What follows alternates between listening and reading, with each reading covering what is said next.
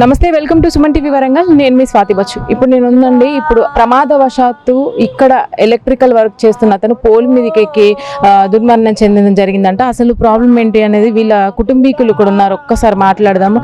అమ్మ, ఏం జరిగిందమ్మా? నా కొడుకా మా వాళ్ళు గాడున్నారు, పిలువుంది దేవుడా. పని చేస్తా అంటే పోలు వించెలు జారిండట దేవుడు. ఎన్ని సంవత్సరాలు ఉంటాడు? 25 సంవత్సరాలు నాయనా. ఎన్ని రోజుల నుంచి ఈ పని చేస్తున్నాడు? కరెంట్ పని నెల అవుతుంది దేవుడా.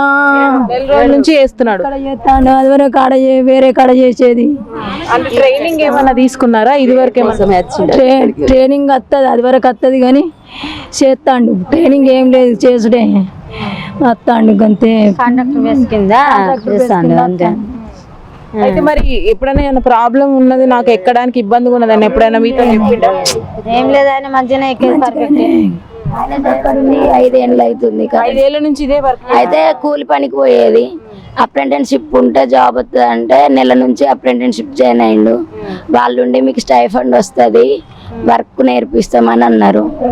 అన్నాక సరే అని జాయిన్ అయ్యిండు. ఆ కాంట్రాక్టర్ కూడా తమ్ముని వల్ల సారేనంట. చెప్తే సరే నీ ఇష్టం పొమ్మని మేము అన్నాం. ఇక్కడే రూమ్ తీసుకొని ఉన్నాడు. నెల అవుతుందో అయితే కంప్లీట్ కాలే. నిన్న మార్నింగ్ మాట్లాడినాం మేము, పనికి వెళ్తున్నా అన్నాడు. వచ్చిండు పనికి. మాకు 12 ఇక్కడ పడ్డది 11:30 అంట. మాకు ఫోన్ వచ్చింది 1 వరకు, పొద్దున్న.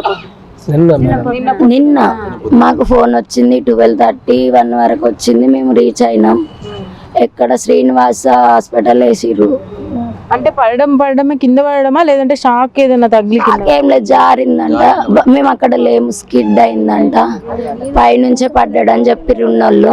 ఏ ఏరియాలో జరిగిందట? బాలసముద్రము ఏషియమ్మల ఎదురుగానే అక్కడ జరిగింది. అవును.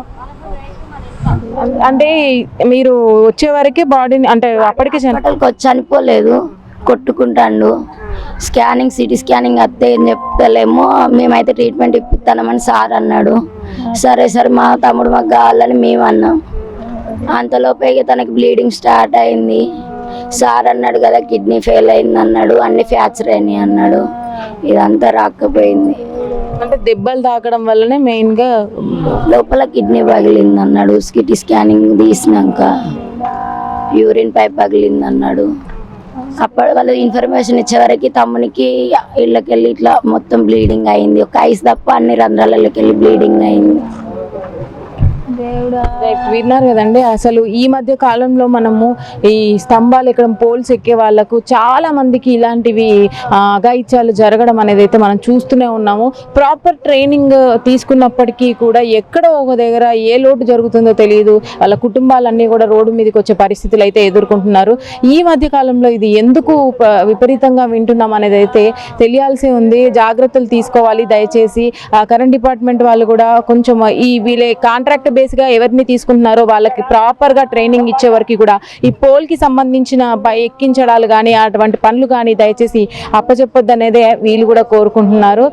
ఏదేమైనా ఇంకా వివరాలు తెలియాల్సి ఉంది. పోస్ట్ మార్టంలో బాడీ ఉంది, తెలియాల్సి ఉంది.